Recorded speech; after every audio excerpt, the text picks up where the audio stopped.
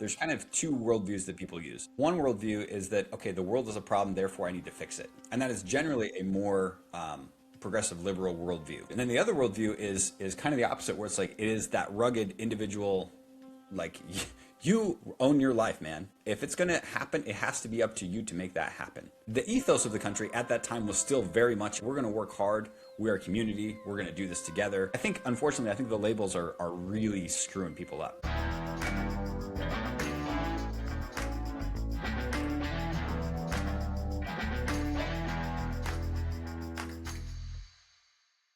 These weren't that big. It's very funny. So did I ever tell you this? This might be an interesting way to start the podcast. Yeah. Oh, several years ago, I was in a meeting and she was the director for ethics of Google's AI program. And at the time they called it Bard. They've changed it to Gemini now. And so we're talking about this, and it was kind of a mixed group of people. It's in Oregon. And so you've got obviously like very liberal centers in Eugene, Portland, Salem. But then the rest of the country, I heard a comedian say it gets pretty redneck pretty fast as soon as you get out of the city, which is true. And it was just funny because somebody said, okay, well, the question was, whose ethics are you using? And they're like, well, human ethics. They're like, no, like whose ethics are you using because it has to come from somebody somewhere. And this is right before there started to be controversy when they'd be like, okay, give us images of the founding fathers and they'd all be black, or give us, pictures of, Nazi people and they were all black. And it's like, okay, well, if you know anything about history, then that's not true, like, so, anyway, it was just kind of funny. So it's interesting. So as we were prepping for today, I put in to ChatGPT. No shade to ChatGPT, but I was just like, hey, give me the top news articles. And so it's giving me all these news articles. I'm like, yeah, these weren't that big of a deal. But then I was like, but these were a big deal if you were more left leaning. Yeah. That's what it kind of sounded like. Yeah, it's funny. So I'm just reading through this list, and so I'll just read the list, and then it'd be fun to see what things we actually want to talk about. Yeah, sure. So January 25, Trump's inauguration. Yeah, that was a big deal, like globally. Big. That was a big deal. Yeah. It said the top news article of 2025 was the Eagles winning the Super Bowl. It's like, okay. March, immigration deportation controversy. Interesting. April 25, the hands-off protest against the Trump administration. I don't even remember what that. I don't either. I know. I remember like the no kings thing. I know that was some sort of. Which became, I think they tried it twice. I think that might have been when they first tried the No Kings thing, but maybe we can talk about that. Well, I've actually seen it's actually bled here into, small town Montana. Oh yeah. And when I say like, big, I'm talking about like just older. What were we doing? We were getting the glasses place over here in Helena. It's kind of that right by the Capitol, like a couple streets down. Oh yeah. Capitol Eye Center or something. Yeah. The Eye Center. Yep. What is it? Smith's. There's that Smith's grocery store right in that little stoplight. And I'm sitting in my car because I didn't need to go in. My wife was just gonna go grab her prescription, and it ended up taking a little longer. So here I am. I'm watching these people like park in the parking lot, and it's a Saturday, so not very busy in there. And they're like assembling their signs, and I'm like, oh, what's going on here? And it is, all it said, they're saying like no kings, and it was all like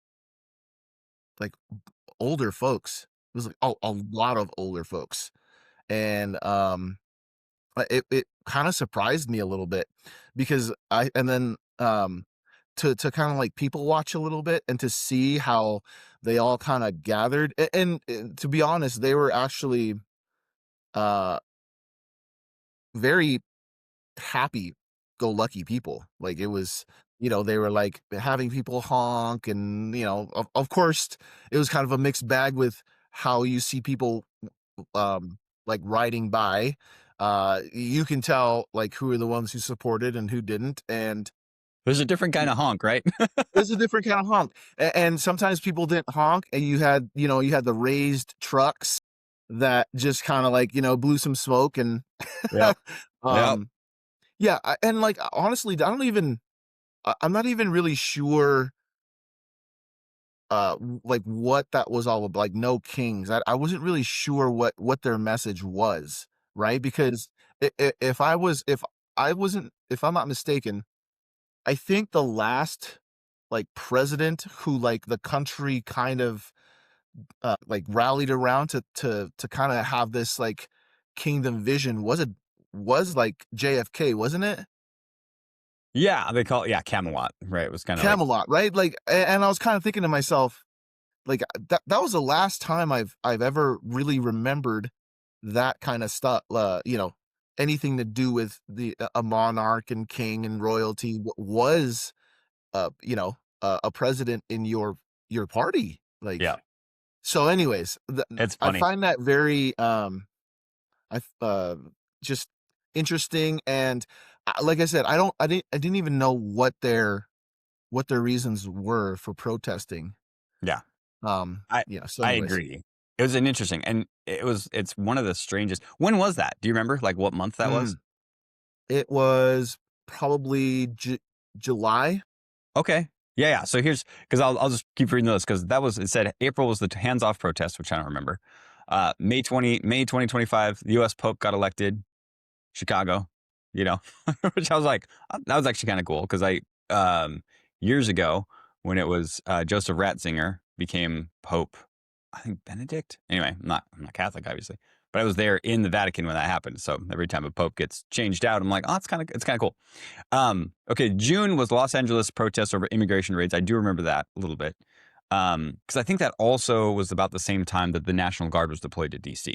Fight Mm. or which that wasn't in here, which is interesting. And then July was the Free America Weekend national protest. It's probably the one.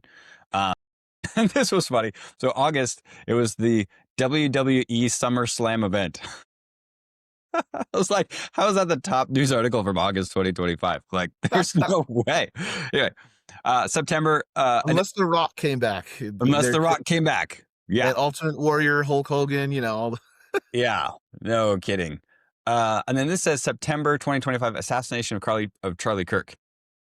Which, yeah, yeah, I agree with that. October 2025 was the second wave of the No Kings protest, October 18. November 2025 was the end of the longest federal shutdown. Did take a lot of news. And then this one's interesting. So it's December 2025, America's 250th anniversary begins amid controversy. And it just says, what controversy? I don't know. Like I'm like, that's new and to that's me. that's what I'm Like, like. what? I'm obviously not in the loop there, but I think What it's controversy? I don't know. That's why I just threw it into ChatGPT and it was just kind of funny.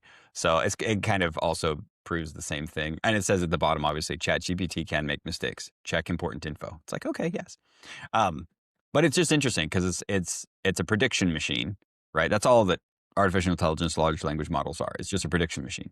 And so of all the history that it has with me now, it thinks and it's always trying to please you. So it thinks that these are the things that are most important to me, which are not. It's funny, right? It's like, yeah, anybody that is like, I say it all the time. We've talked about it a bajillion times. Like, don't just offload all of your brain to an AI because it is not that good. But yeah, man, I agree with you. It was an interesting year for sure because 2025, right? So if I look back at this list, so Trump gets sworn in as a second term for president, and I mean it was just like the gloves are off. Like he just started making stuff happen, Yeah. and I think it's interesting because um I think the difference between administrations is there in other administrations things were always done quietly, if that makes sense. Like there's just a lot of things that are happening under the surface, under the radar, and then you don't hear about it. Whereas Trump is so bombastic, and he's probably borderline narcissistic, and he's not a perfect human, obviously.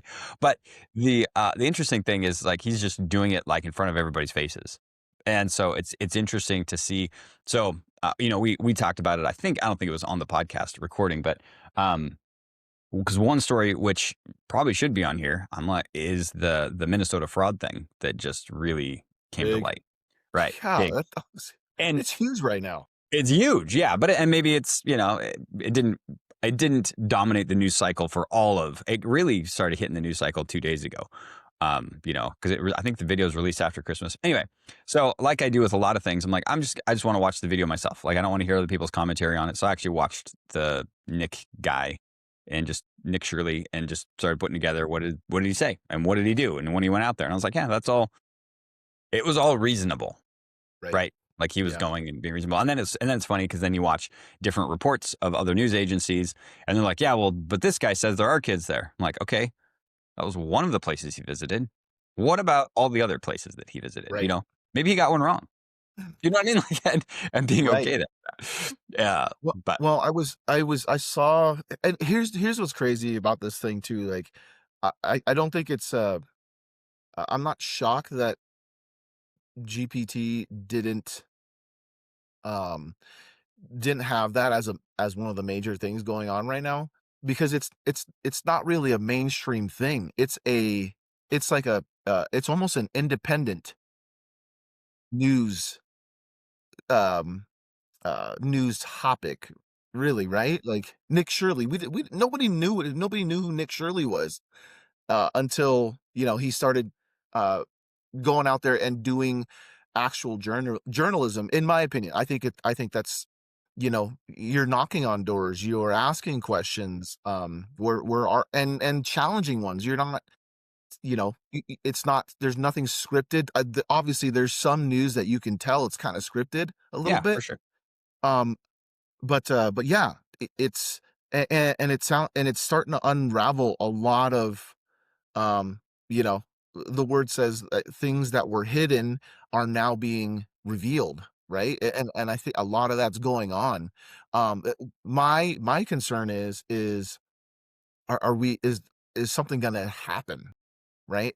Are we actually going to hold the people that need to be held accountable? Because Yeah. I've seen videos on mainstream news of the governor there saying like, yeah, oh well, yeah, we got about like 80, we found about 80 people doing fraud, and 80 people, 99, was it 9 billion plus dollars? 80 people? Are They're you really sure, bro? good. Yeah. Are you sure? Like, what are we talking about? I was so, when I heard that, I was just like the I don't know, man. The just the balls that this guy's got to say that on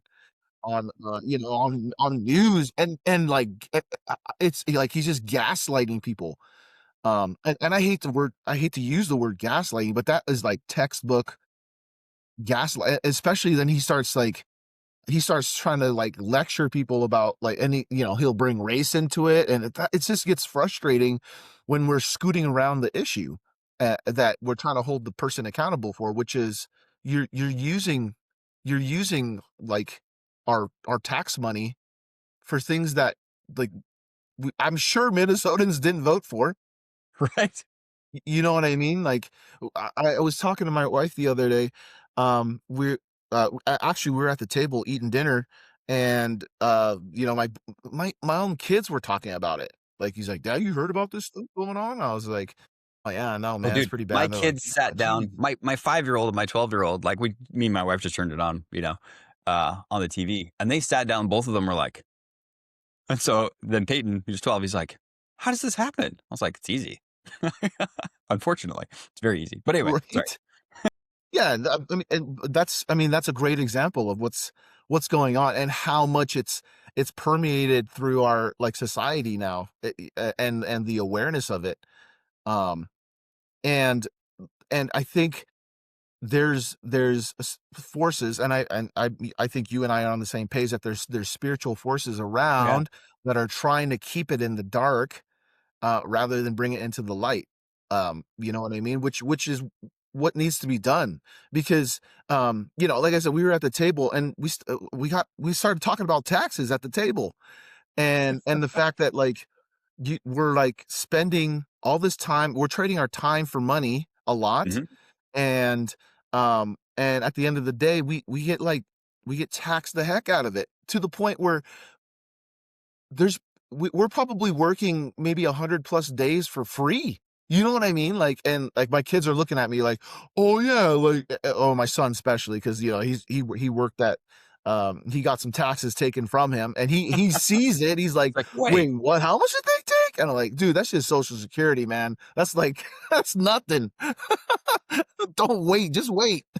yeah, yeah, Like it was kind of a good eye opener for my kids to kind of see that and how you know, government, if it gets out of control, it really doesn't do anything. It doesn't do its job. Let's just say that it's supposed to make like just make sure you're enforcing laws, you know, just the basic things of our country, right?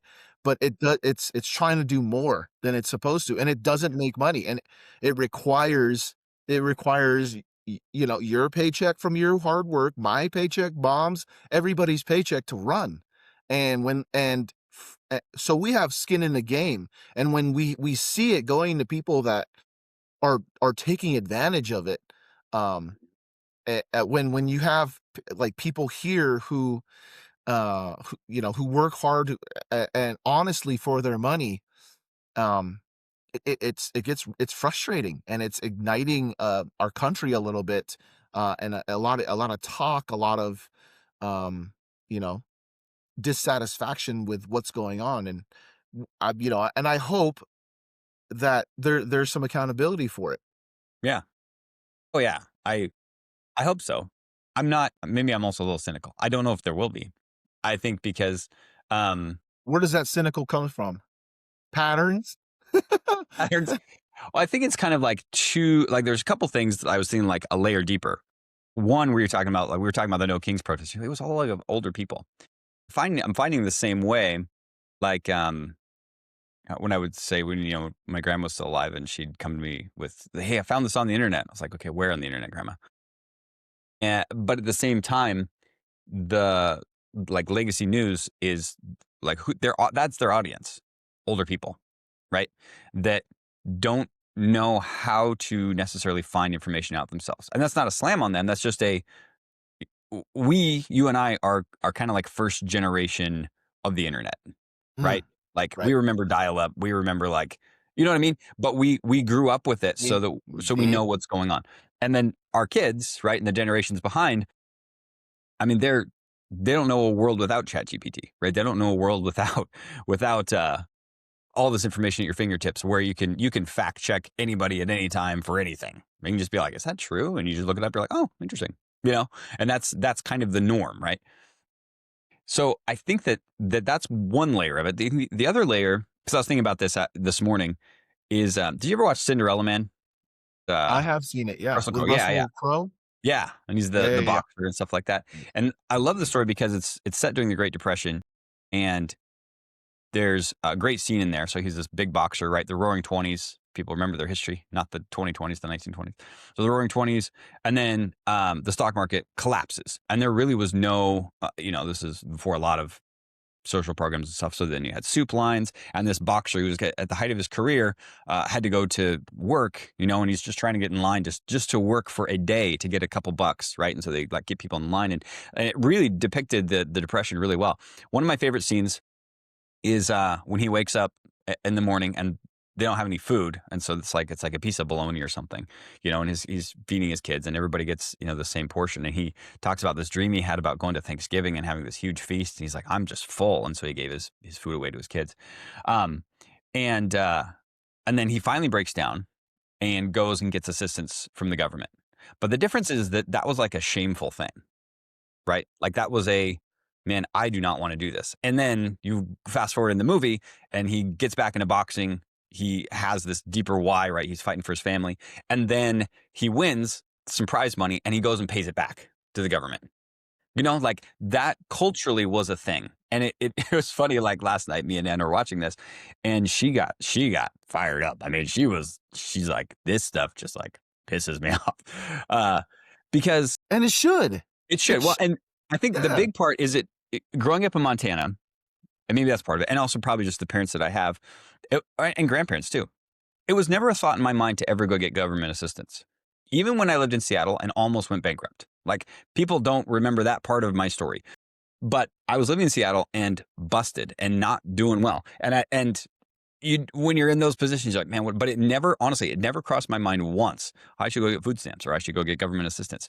But I remember standing in line at Winco, uh, and kind of the same thing. Like you're doing the math on my flip phone to try to figure out, like, do I have enough money to buy these groceries? And there's a lady in front of us, and Anna had to tell me these are like $500, $600 like designer jeans. I was impressed with her brand new iPhone that she had, and the nails and the hair and all this stuff.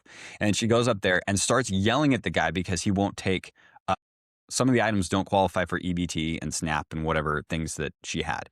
And Anna almost lost it in the store. She's just like, wait a second. Like, we are busting our butts, scraping by, trying to make this thing work. And like, just like this blatant, okay, that's Yeah. a microcosm of fraud, if you will. Right. Like, okay, listen, if you actually are struggling, and so I think back to like Cinderella Man, that's what the programs were designed for. Like, people that could not eat or their power was shut off in the wintertime, like, yes, we need to help those people and there needs to be a backstop. However, culturally, how I was raised, probably how you were raised, is that is not something that you do or you do proudly. But the difference is that culturally, in some cultures and some subcultures, that is the norm. Does that make sense? I was even talking to a guy on the plane, and this is no shade. This is just the reality, and it's the same thing. Okay, so if people are just listening to this and they've never listened to us before, they need to understand that Ray is an immigrant from the Philippines. His first That's right. language is not English,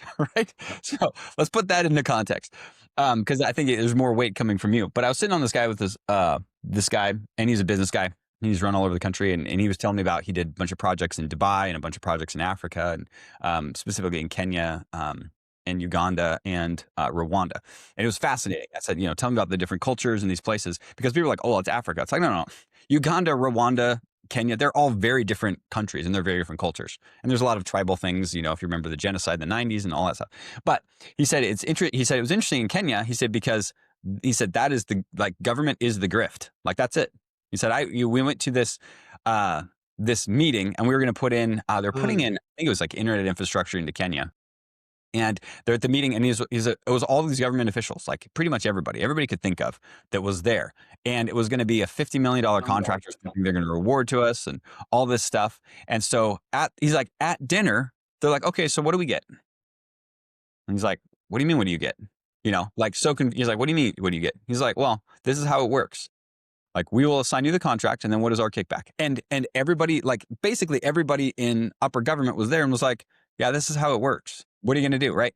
And so, okay, so it's not, and I know with the Minnesota thing, they wanted to throw shade on, like, well, that's racist. It's like, no, no, no. Like, culturally, in some cultures, like, that is acceptable. And it's the norm. Does that make sense? So I could see how people coming from that type of culture, Somalia or Kenya or wherever, and coming to the United States and then saying, oh, okay, well, this is how it works. And look, oh my gosh, look at this huge cash register that we have. And we can just do it. But then the difference is, um, it's liberal white women. If you watch the video, the first person that confronts them is this lady who's probably in her 60s and just yelling at them, saying, "Don't open the door, it's ICE." I'm like, what the heck is your problem? Anyway, Right. you have no idea what you're talking about, lady. Okay, I'll say that microcosm of fraud that we experienced in Seattle, and then the macro, bigger problem of that, and where you're getting your news and what experiences have you had or not had? Because I think the big problem is, especially, man, I don't know. I don't know how I feel about this. Help me unpack this. As a Christian, I'm supposed to take care of people, right? When it talks about like the widow, the orphan, things like that. It also says in the Bible, in Thessalonians, I think, that he who doesn't work shouldn't eat. And so, how do we have grace, right? and Yeah. compassion and care, and at the same time have this stance of, I'm not going to put up with this. Like Jesus didn't, right? He threw, money changer tables over.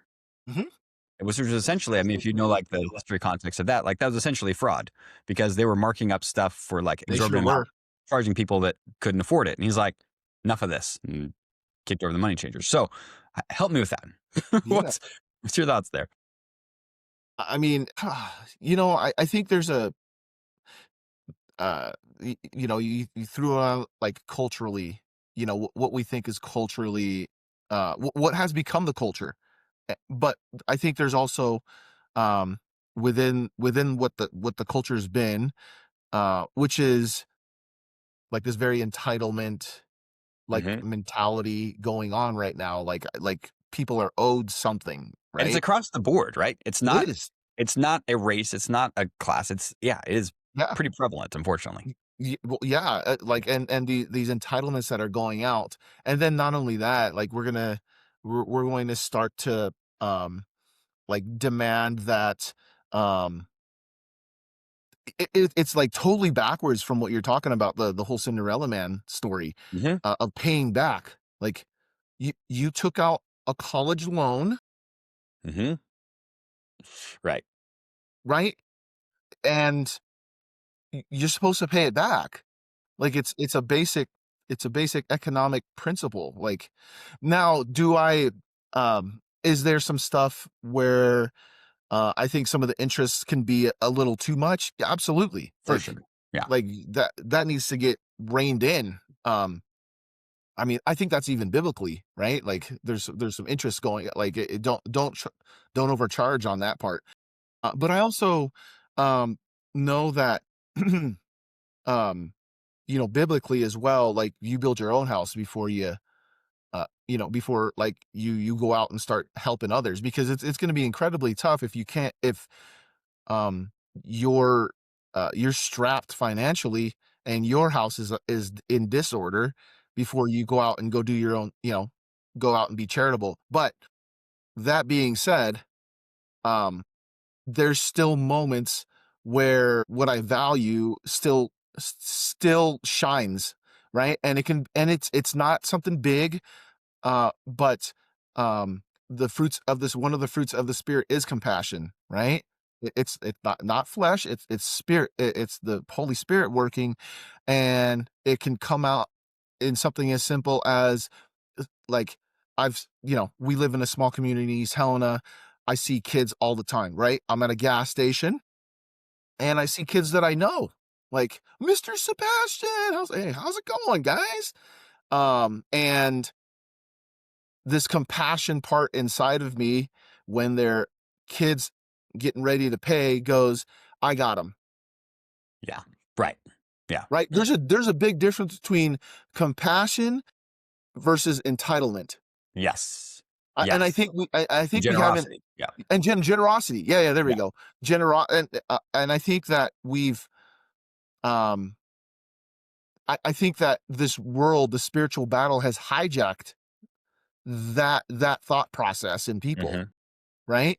So yeah, I think I guess that's what I'm trying to help you unpack with what's going on with this spiritual battle between in the world that we live in right now. Is there's they're pitting our flesh versus our spirit, right? Like that's what's going on, to me at least, if that helps out your thought process. Dude, no, that's really good because I was thinking too about like there's lots of different examples. One fairly recently is I'm working with a team and sales team, and uh, I won't get into all the family dynamics in case they're listening, but it's interesting because I essentially was like, listen, like there comes a point where you realize you're not helping somebody anymore, right? Because me and maybe it was pride, and I obviously I had a lot to deal with when I was going through that in Seattle, right? But I think part of it too was I'm so glad that I went through that struggle. Does that make sense? Because being on the other side of the struggle, it it gave me a different like level of compassion for people that are actually like struggling, hard. And it also gave me a level of I don't know how to say it, but it's kind of like cowboy up. Let's go. Meaning, A sense of you have some authority over what you're saying because you have lived experience. yeah, yeah. And so when it's like, okay, well, I need to give this person a bunch of money. It's like, do you or not?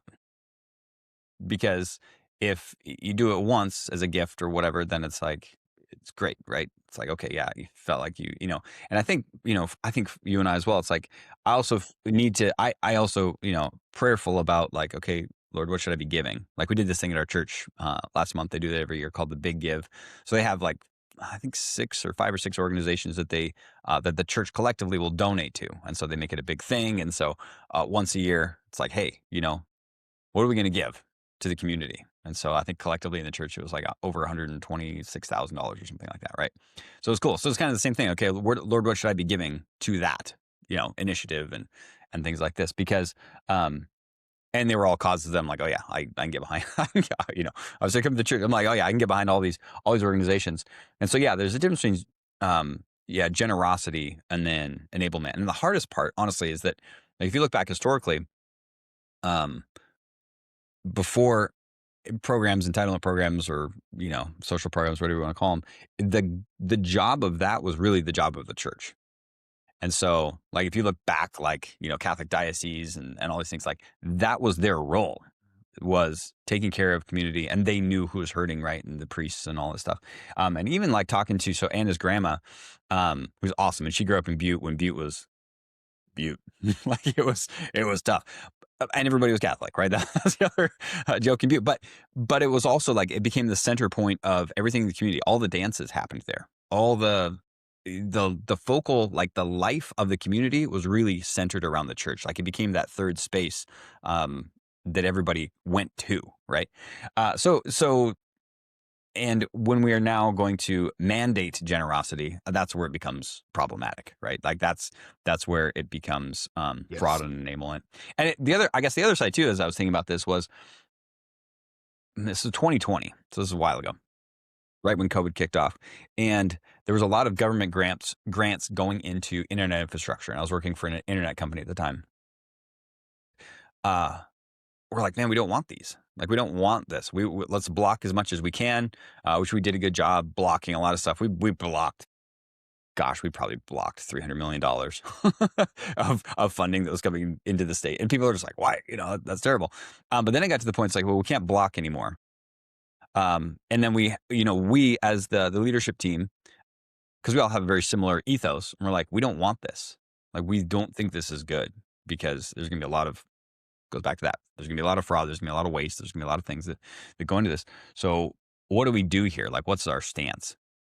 And so the analogy that I came up with, I was like, guys, it's kind of like the start of a basketball game. And before the game starts, they're like, hey, we've got 100 points and we have to give them away as the refs. So who wants them? And we're like, we don't want anybody to have the points. Like, we want to just play the game. They're like, Right. nope, we have to give these points away. It's like, okay, well then we will take some of the points because we don't want the team to have them, because we know what we are going to do with them, and we know, Right. the generosity and the things that we have. And then we ended up winning a ton of grants and built a lot of government relationships, and we did a lot of good with it.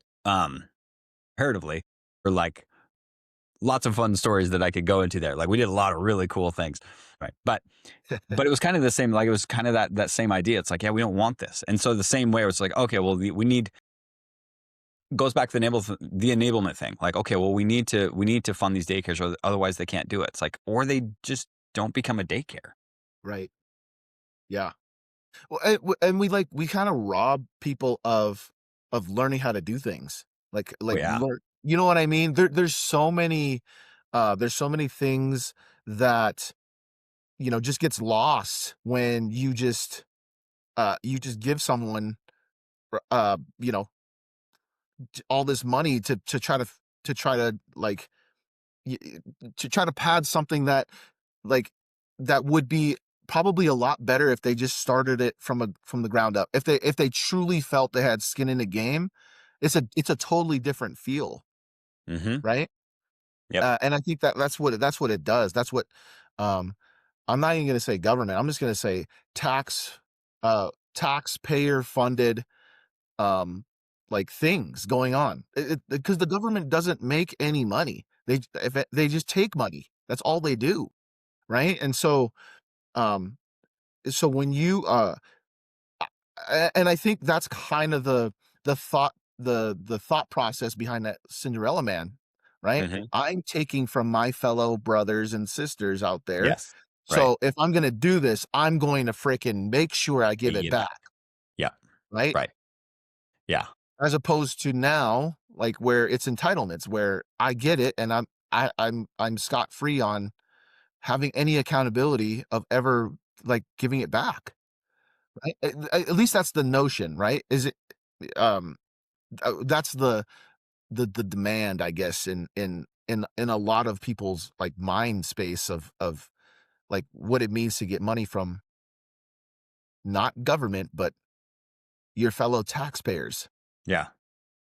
It's now I'm curious about, like, parenting as well in this because I go through this a lot. Like, when my kids don't buy something themselves, right, or they don't work for something, it can get destroyed and it doesn't matter to them, right? It doesn't mean anything to them. Uh, and so trying to teach them, how to teach them to not be entitled, even though they live. I know we've talked about this. Like, how do you raise kids in affluence? Because my kids live in affluence. Yeah, So same. yeah, and so how because yeah, my son was how old was Peyton in that? So he would have been like 2 or 3 when we were going through it in Seattle. So he doesn't remember it. And he's little. He's just glad that he can watch something on the TV, and he's still in diapers, right? So he Right. doesn't he doesn't know that or remember that. So it's interesting, and we've talked a lot about this about like work ethic, and I make them do work, and that's a reason that we have like a fireplace, a wood stove, and just like it's seemingly silly things, but at the same time, it's like okay, they have to learn it somewhere, like, and I've got to be the guy that's gonna teach them about work. Yeah, I Yeah, agree. I don't know. What are your I thoughts? agree, man. No, I'm with you. Raising my 2 kids in affluence is always a challenge. I think that,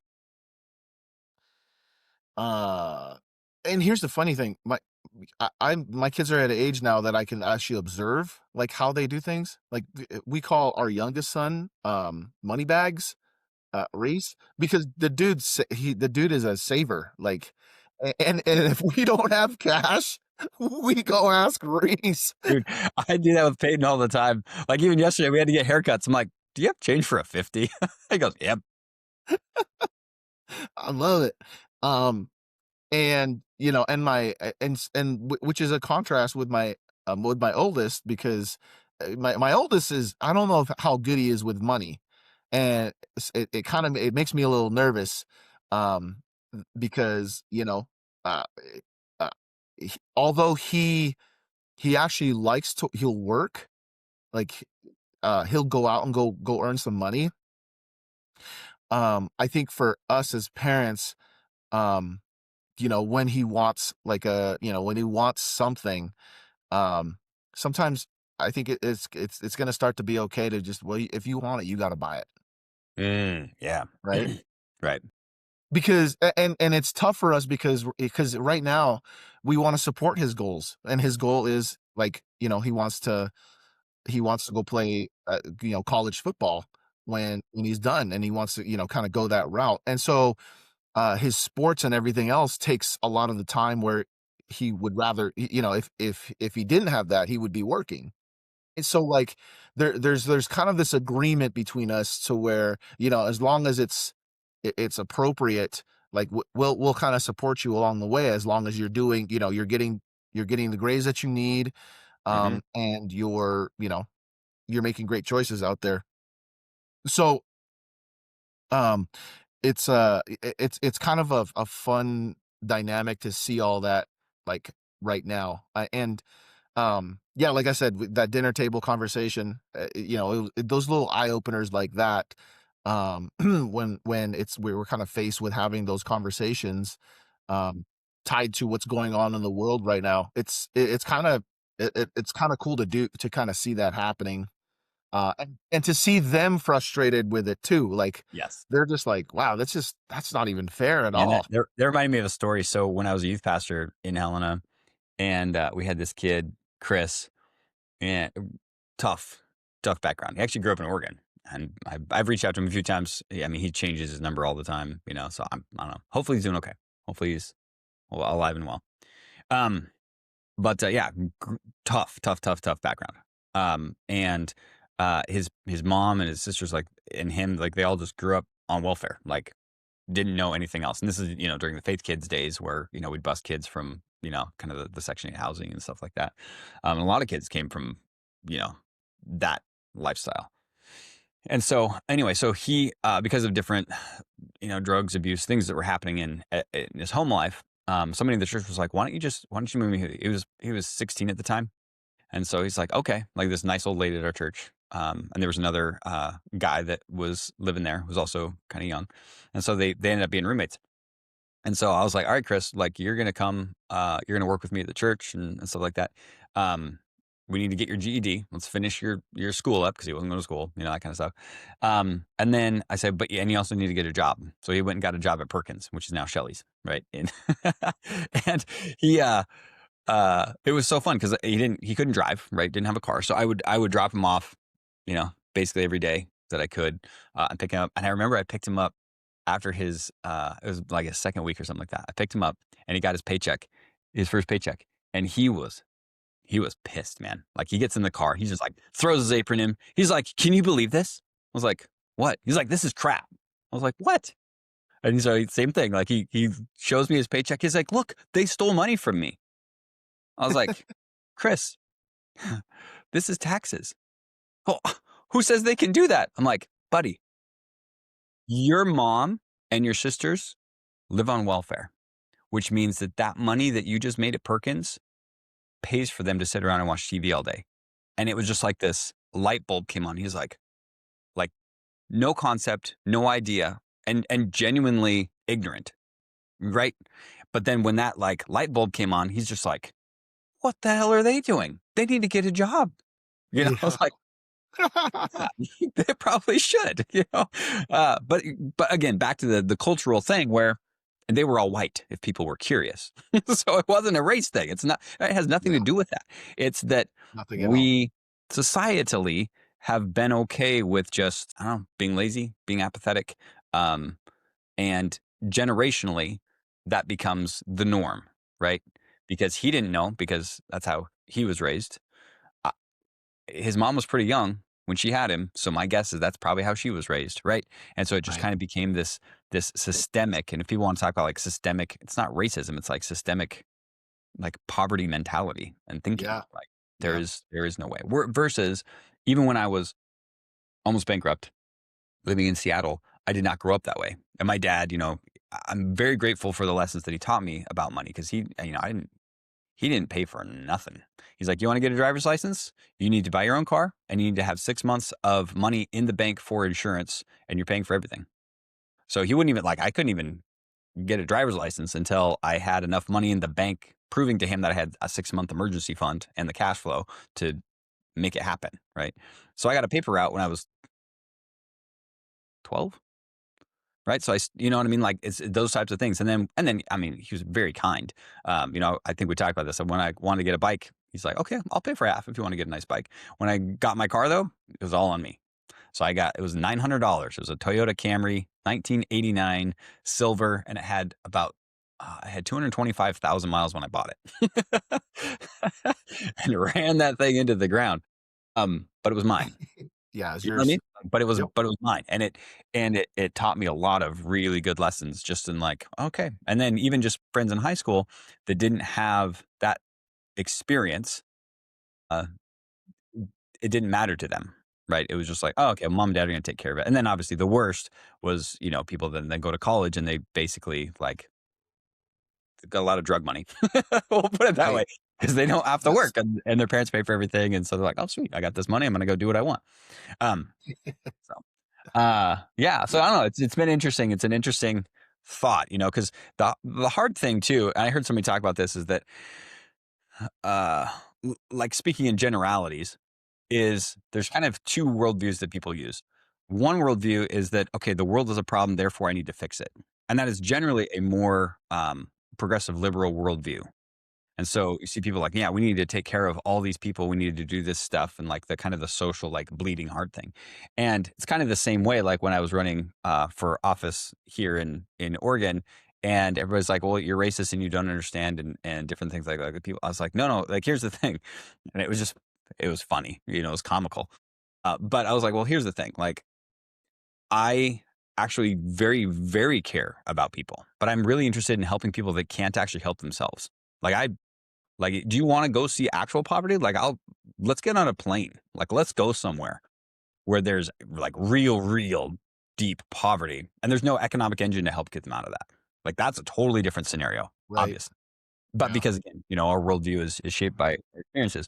So it's not that I don't understand the plight of humanity. I actually am very, very familiar with it, probably more in depth and more so than the majority of people, probably in the United States, because we've talked about the ethnocentricness of our country. So there's that worldview. And then the other worldview is kind of the opposite, where it's like it is that rugged individual, like you own your life, man. If it's gonna happen, it has to be up to you to make that happen. Mm. And that for whatever reason, and then yes, you've got this like crazy divide politically and uh, philosophically. It's like, okay, well, that's a right wing problem. It's like when did that happen? Like, like that is so weird, because you were talking about, JFK and Camelot and all this stuff. It's like, yeah, he would have probably been a Nazi according to today's standards, because Totally. his thoughts around that. But again, like the ethos of the country at that time was still very much about like, hey, we're going to work hard. We're a community. We're going to do this together, and it's up to us to sacrifice where we need to sacrifice to make this thing happen. Or you look back to like the war area, and it was people were sacrificing and buying war bonds so that we could continue to fund, you know, against Nazi Germany, and like, Right. like Fascist. actual Yeah. things that were happening. And so, and because for whatever reason, that is a very more of a it's called a conservative or a right ideology. I'm like, why? Like, unfortunately, I think the labels are really screwing people up, because they're like, okay, so because if I believe this thing, then everything gets thrown into that camp. So, for example, like we'll go back to this Minnesota story. It's like, oh, okay, well, you don't like fraud, therefore you must be a conservative and right wing. It's like, no, that's just no. I don't like fraud because I think it's bad for society. I think it's bad for the people. I think it's obviously bad for everybody. So that shouldn't be a problem, right? And at the same time, like, we should take care of people. Well, then you're obviously very progressive. It's like, no, I just think we need to have compassion. We need to take care of people that need help. You know what I mean? And this weird like polarization that's happened in the last few years, just it's bad. It's been like I said, man, it's been spiritually hijacked, man. Like even like my son too, he's kind of my oldest one. He's kind of got that thought of like everybody's kind of like bad, like that cynicism, right? Like Yeah, like like interesting. everybody's got their own. Everybody is nobody's perfect, dad. And like they're both Yeah. doing things that are Oh yeah. hurting our country. And I was like, hey, I'm not gonna argue there. Like, No. 100%. but I think when we result to the name calling, and whether it's you're racist, or well, you're just a right wing, or you're just left wing, the argument stops, right? the, Yes. the the the debate, not argument, the debating stops, the conversation stops, because when we start throwing around names like that, it makes the person who's doing the name calling feel like they have like this moral high ground on the person that they're talking, so they can't even like have a normal conversation anymore of ideas that are that may just and I think where ideas become great is when they rub against each other, right? And they create sparks. That's what's supposed to happen, right? And you're talking, we're talking about things that have happened, which kind of led to, someone dying for their ideas, right? The Charlie Kirk, right? Like it's, um, when it gets that bad, we're there's something going on. And again, I I like to, I view it as a spiritual battle. There's a spiritual battle going on, and whatever side uh wants to kind of take that narrative, which is, I mean, I'm pretty sure I heard this during like the campaign route, is that that we're fighting for the soul of America. I think there's some weight behind that. Mm. Yeah.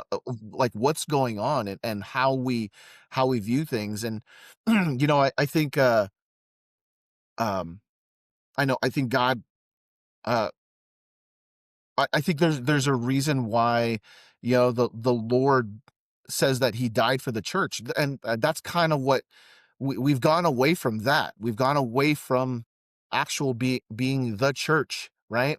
I think we've also gone away from that meaning. We've tied it to some sort of building, when Yes. like we're the church. We're doing church right now, to be Yep. honest, right? Like this is what Yeah. we do. Where two or three are gathered, there he is in the midst, right? And so I think that there's just been, and I think that again, I go back, that's a spiritual battle going on, right? We don't see things. I had this like, um and you don't see it, right? There's principalities that we don't see. It's unseen, right? And that can sound very like, whoa, oh my gosh, that sounds way out of there, Ray. But then like, you when you think about it, if you want to go logically, like how is all this happening right now? How am I talking with you, when you're in Oregon? Like there's things out there that we don't see that's happening. How am I Right. driving? We're gonna be driving to Bozeman tomorrow, and there's like, there, we can watch Netflix all the way over if we want to. Like how are those things happening? It just doesn't. You know what I mean? There's unseen things that are going on in our lives that, um that we can see. I don't know, I like to say that we can use that same principle, that we can't see things that is affecting us, but then there's these unseen things that are not only affecting us, but it's affecting the whole world, right? It's and I think that, obviously, you and I know how it all ends, um but like in the process is continuing to fight the good fight, uh, along, as we're moving forward into, God's good plan. Yeah.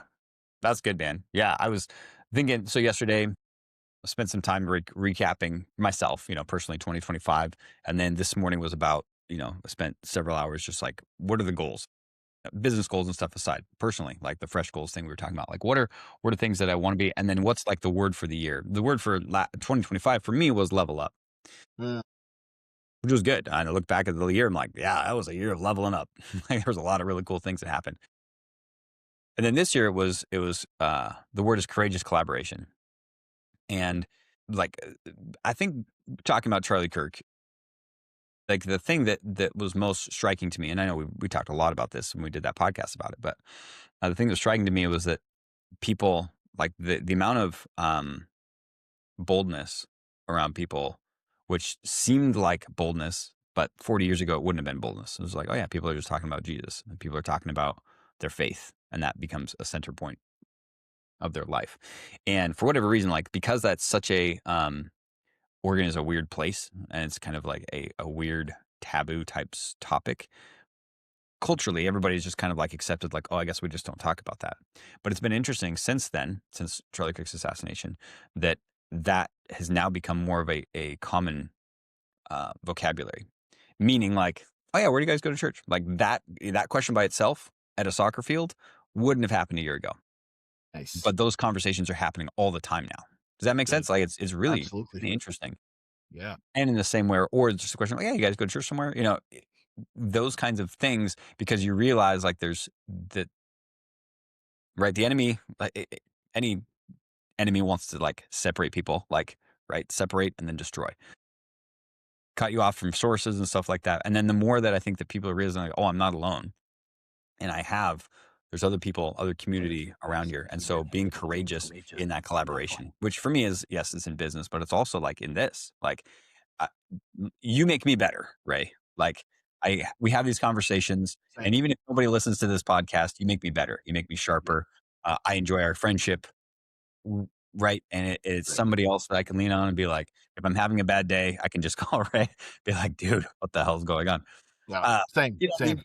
So it's those kind of things as well, right? Like that spiritual collaboration, the community, all those different pieces of it, that I'm looking forward to this year, and really the courage thing, to step Encourage out and do collaboration.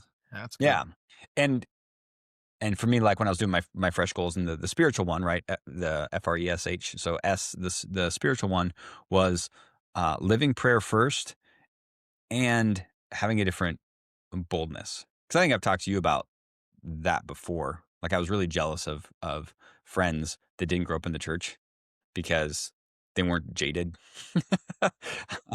and and but I also realized like I've got such a depth of not just knowledge going to Bible school, which a lot of people don't know about my story either, like a depth of knowledge of theology and a depth of wisdom because of my lived experiences of growing up in the church and debating people and being in the thick of it and understanding world religions. And like there's so much depth.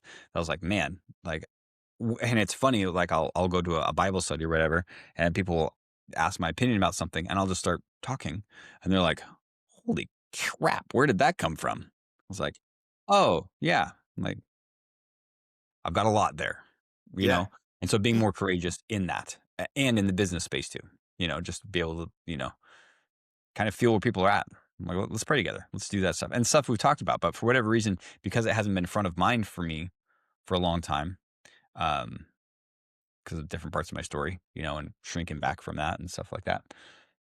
I don't know, but yeah, it's gonna be a good year. I'm looking forward to the courageous collaboration. It's gonna be good. I like it, man.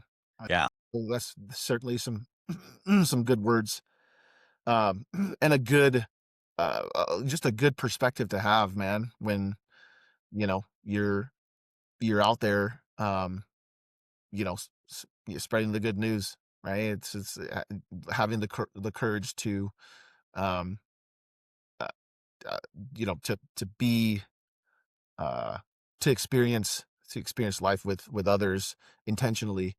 I think it's great, man. Um, yeah, man, I'm actually, like you said, I'm also I feel sharpened whenever I chat with you too, man. There's certainly things that I'm taking away from this conversation, like having that sit down with my family and going, hey, like let's put some goals together, and even for my own kids, because I think that, um, when you have a multitude of counselors, I think it's going to be a lot more beneficial for you, right? And I think my wife and I are really good counselors for our kids. So we'll have that session for sure, with my family. And yeah, I probably need to like figure out um what's a good theme for the year too. I think that would be also beneficial for my family. So uh yeah, yeah. Yeah, I think it's good, man. I wanted to like, I had a thought too, kind of going back to, um like work ethic um and doing, you know uh pulling up your bootstraps and going to go do it, right? uh During Christmas. So I talked about in the last podcast about, we're gonna go to this game, we're gonna go to the national championship game, and then like, I was like emotionally like vested in going, and then all of a sudden I started looking at the prices, and we haven't even looked for, airline tickets. And I was like, whoa, oh man. And that's I think that's how it's supposed to feel. You're supposed to feel that like, oh, like how I'm gonna how am I gonna like do all this? Is this gonna hurt our is this gonna put us in some sort of, you know, financial like burden? And yes, it was going to. And my my wife and I looked at each other. I was like, "Can we do this? Like, we're gonna be all right?" And then we went to Christmas, and I was talking to my dad about it. And I told my dad, I was like, "Yeah, you know, whew, really pricey. Plus, like, we already had, you know, other plans for spring break. You know, we Right, right. always do." And my dad and you know, dad, honestly, we got to the point where we're just like, should we ask? I'm gonna ask my dad for like a loan, like some money, interest free loan, and we'll just Yeah. pay him back. And my dad and I love my dad, man. My dad is you want to talk about someone who's generous. My dad is pretty generous. Um, he goes, "Well, yeah, that's fine. I got you." And I was just like, "What?" He's like, "Yeah, yeah, you want it? You want it right now?" I'm like, "Oh, Dad, I really appreciate it, but no, we got it, Dad. Like we can do this. This is definitely not a need. It was certainly a want for us. So Right. we'll get it, Dad." He's like, "Well, are you sure?" It's like, "Dad, I'm good." "Well, if you ever need it, like you let me know."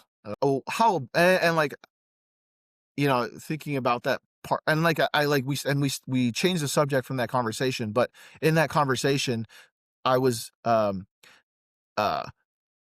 I felt really blessed. Like I was very like grateful that I have parents that are generous like that. And I can't help but think that my thought processes wasn't always like that. When I was in college, man, some of these things that I've talked about, I was very much in that like entitled like mentality, right? Um, I viewed my parents as like a, you know, as that piggy bank and that, you know, and my safety net when if things fall apart. I mean, for goodness sakes, I think my mom's bailed me out of overdraft charges many times in college to fund my recreational dumbness that I was doing back then. Because I was still even though I was a full scholarship kid, that wasn't much. Like we I still had to figure out how to make it all work at the end of the day. We didn't have no NIL back I was then. gonna say, like, it's pre-NIL days, baby. Pre NIL days. Um, so like, I think um, that meant that kind of mentality. Uh, my dad has always he's always kind of modeled that. Like my dad raised me from um, especially since we transitioned from the Philippines to the United States. I tell you what, man, that transition, like if you were born in the United States, I mean, you were born on third base, man. Like like like you have the mechanisms to head for home. Like you can do it here. You know, when you're in the Philippines, man, you're not even on base. Like you're not even batting, bro. Like You're in the dugout. Yeah. they don't you don't have those mechanisms in place to do to even get in a game. When you're in the United States, you can't. That's why this place is so is everybody wants to be here, is because you can actually get in the game. And so, you know, when we're talking about a lot of the mentality um, of what's going on, man, I think and the spiritual battle that's in it, I think that uh, that is going to be an important decision. It's going to be a lot. I think it is important for the choices that we make, right? The Choice Podcast, um, like how you think about things and what your perspective on whatever it is, the values that you have, and how you're going to live out those values daily, right? And it's all making those choices. Yeah, for sure. And I think even, kinda like the last thing, I was looking at this list again of the different things that had, No Kings, Charlie Kirk, end of the federal shutdown. Even I think back to like Doge. I'm like, that was the point of Doge was, for fraud and corruption and stuff like that. And then the federal shutdown was a lot of it was based on that. It's like, no, we're not going to put up with this kind of stuff anymore, and we're just going to dig our heels in. and not that many people were actually that affected by the shutdown, unless you lived in DC, I would imagine, right? But now, now looking at like America 250, like I'm kind of excited about it. Like I'm a history nerd, so I'm just like, man, this is kind of fun. It's a cool thing to be a part of. But I also want to know, like, in that, like you were talking about, like fighting for the soul of the country, and in my opinion, like immigration is a big part of that in a positive sense. Like that's the thing that people don't get or understand. Like, yeah, Anna's, my wife's family is, her mom is first generation American, and yeah, and her grandma is first generation American, right? So we're all immigrants. Like we all showed up here. I'm probably a little deeper than that. You're a first generation immigrant. Some of the coolest people that I've met in the United States that are just like movers, builders, shakers, like making things happen are immigrants. Like there's definitely an immigrant mentality that we don't have. It goes back to, I think it's part of that like immigration mentality even into the church, right? When you're a first generation Christian, if you will, versus somebody that just kind of like grows up and you don't know what you don't know. And so you don't have that level of desire, hustle, whatever. And so you being, a first generation American, no, you would be no, yeah, yeah. I don't remember, like zero generation American. You Yes. immigrated here. Well, Yeah. yep. Yep. So your kids would be first generation. Um, but what are your thoughts on that? Because I believe that we need to preserve, and then I was looking through these stories. That I think was what a lot of the No Kings riots were about. It's like, okay, well, he just can't kick people out. It's like, actually, he can. Like, if somebody comes in my house, and I don't care if it's my friend, my kid's friend, and he's acting like a moron, he doesn't hang out at our house. Like, I Right. send them home. You know what I Right. mean? Like, Absolutely. but that is kind of the thing. But so in the same way, like I have a deep respect for people that immigrate to the country. Mhm. Like, and I Mhm. think that the best, the brightest need to come here. I even joked with Anna, this is years ago. I'm like, and I would love to do a 1-for-1 swap with people. Like people that don't want to come, or like people that are like America's terrible, stuff like that. I'm like, dude, Yeah. let me go Swap 'em find out. let me go find some of the best people out there in the world, like Right. even that I personally know. Like I've got friends in different countries that I'm like, dude, I would gladly, because they've been trying to come to the United States for years and they can't do it because right, because they're doing it legally. Like, I'd love to do a swap. Like, I'd love to take you out of your, you know, beautiful suburban neighborhood in Corvallis, Oregon, and drop you off and trade with Amrit. He's from Nepal. You know what I mean? Like, but I know the value he's going to bring because he's owns a company and he's doing great stuff. And you know what I mean? Like, I don't know. What Absolutely, What man. are your thoughts there? I no, I like, I like that. Like, what 1-for-1 swap. That's Yeah. let's do a study. Yeah. Yeah. I think dude, I think that would be like, and honestly, let's do a study and let's start with all of the, and this is just me because I experienced college here, um, and like let's start with some college professors. You know what I mean? Like let's start with like some college campuses, and that's just, and again, I'm speaking from like my own experiences. When I was in college, we were required to read the Communist Manifesto and we were supposed to do reports on it. You know what I mean? Like, and never once did we do The Federalist um Papers, or yeah. what's that. I said, if you're doing that and the Federalist Papers, or like other things, No, that'd we be didn't do that. We didn't do any of that. yeah, right. That's kind of what we that's what we talked about. I just remembered that, and this was in 2000, right? Wow, 2000 to man, 2004. This conversation was already getting embedded into the folks that in our country's perspective, the next generation of workers, right? We go to right, we go to yeah, school, right? So that we can learn how to go to college, get a good job, like that whole like American perspective. Um, I what got I felt got hijacked somehow. Because you know they didn't you know they didn't graduating from college.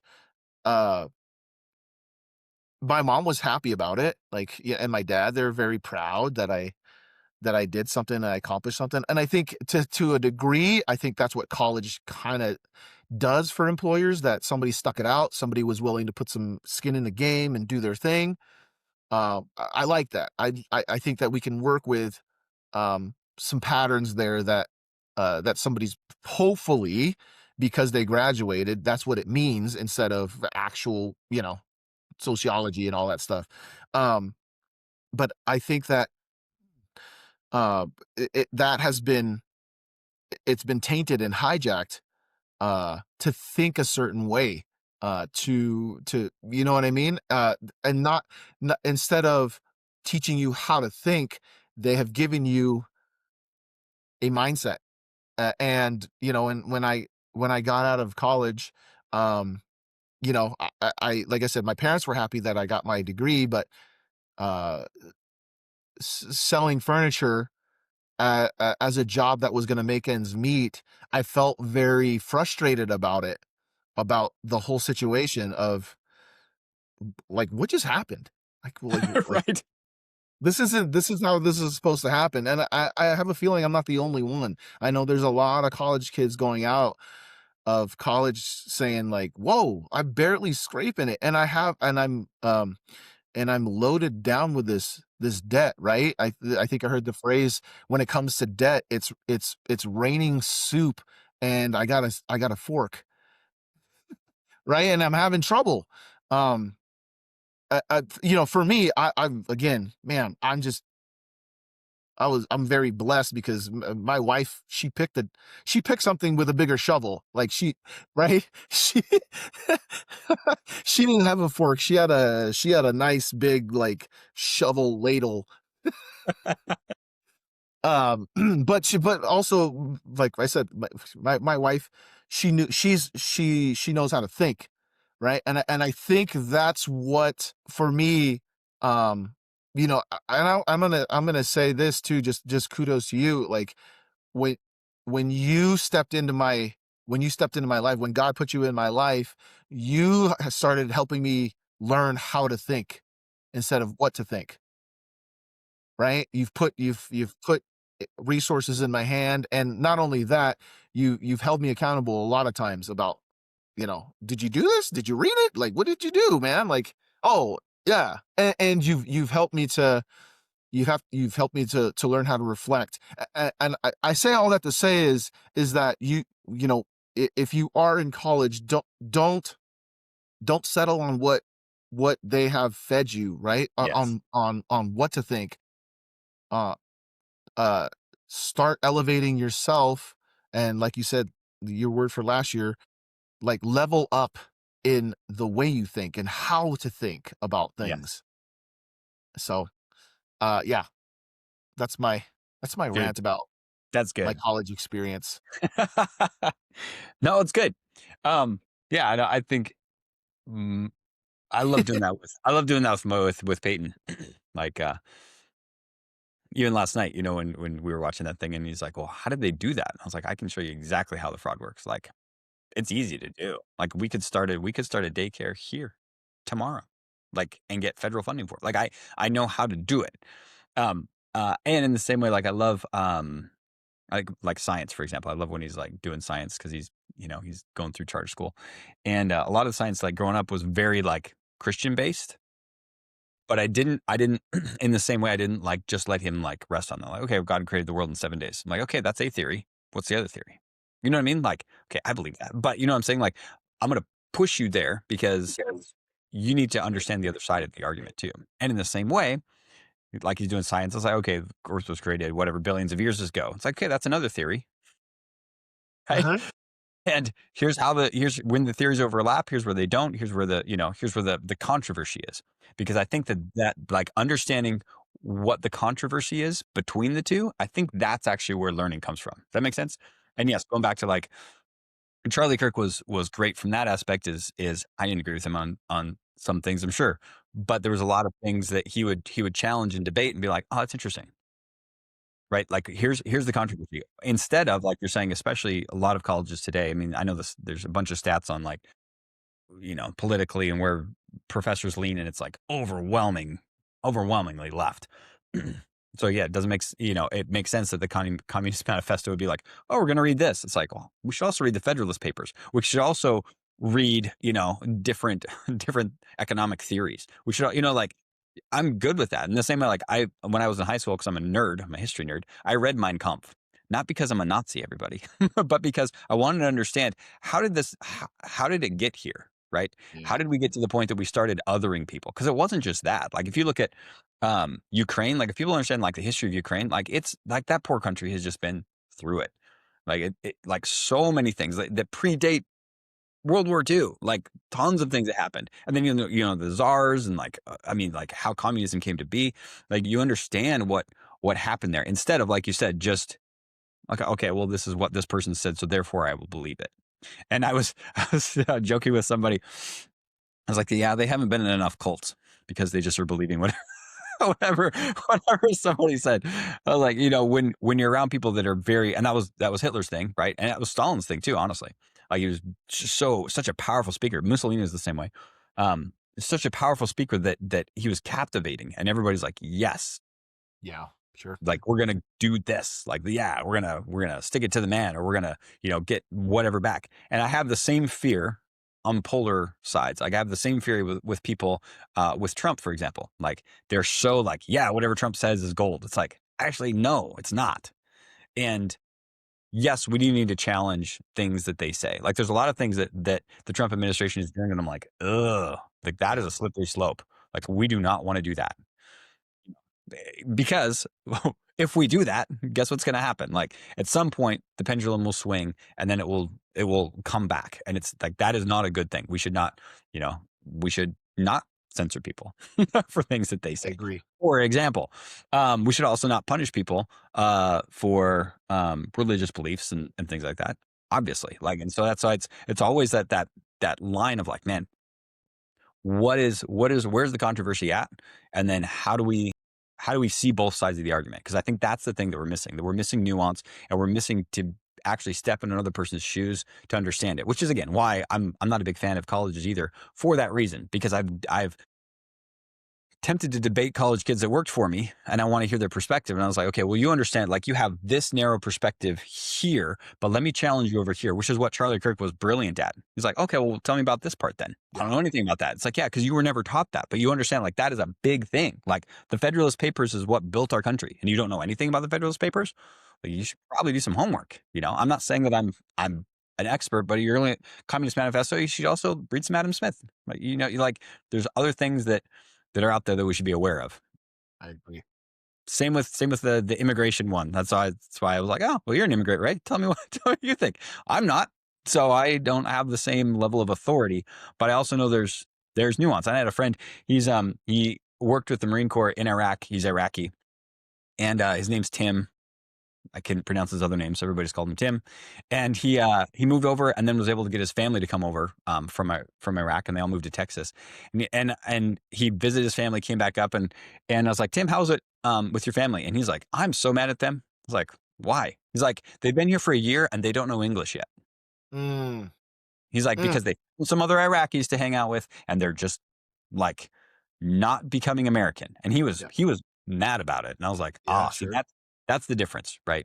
Right. I'm okay with I if I have a national identity, it's being a Montanan. Yep. Yeah. Yeah. You know Yeah. what Yeah. I'm thinking about that Yeah. way. So I'm very proud that I'm Montanan. But when I'm in Oregon, it's like, yeah, I'm still proud of my heritage, if you will. But I'm also here. And so I need to Yep. be part of That's, this. In the yeah. same way, you come to the United Diminished. States, like, yeah, you can be Norwegian, right? But you're Right. also American, but you're an American now, right? You can be Yes. Somalian. You got to be an Yeah. American, That's got to be your Filipino, allegiance, Iranian, man. whatever. Yeah. Right. And so that's the thing. Dude, I totally, I'm 100% in agreement with that. The assimilating I think has got to be, a key part of you being part of, our country. If you're gonna immigrate, if you're gonna migrate here, I think that's gonna be, uh, I don't think, I think I know it should be essential to, being an American. I mean, like I said, you know, I during football games, everybody does the national anthem, and I I sing the national anthem. that's just that's what I was taught, right? That's what my dad did. You know what I mean? Like it was and I don't sing it because I have a good voice. I sing it because you know what I mean? I sing it because I respect this country, man. This is I respect the values that this country has, um and I'm part of it. So right, and same thing with the we used to say the Pledge of Allegiance all the time. Now even at our school, we're starting to hopefully we're starting to get that a little bit more consistently, Nice, saying nice, the nice. pledge every day, in every class, because it has some meaning. And you know, whenever I do substitute for some teachers, and like there's some you can tell there's some hesitancy with some kids of like like they'll everybody will stand up, they know that, but like saying it right and like actually meaning it, you know, I would go into like a layer of some understanding with kids of saying like, you know, I totally respect um you know, the American flag and the pledging to allegiance, and people have fought for this, right? I've had friends that, you know, were wounded in war to protect the values of our country and what we stand for. So it means a lot more, right? It means, and my dad is in the was in the military for a long period of time too, and so that there's I have that understanding and perspective. Now it's kind of going to what you're talking about this year, right? Um, like that courageous collaboration is to say those things so that people, so we can start to plant seeds, right? Of oh, well, yeah, and it's amazing how kids will say it better. Like they're like, oh, Yep. I didn't even think about that. Like, oh Yeah. yeah, I had an uncle that did this, and you know what I mean? Like, it's just planting those seeds of just being, you know, being grateful for where we are in the United States.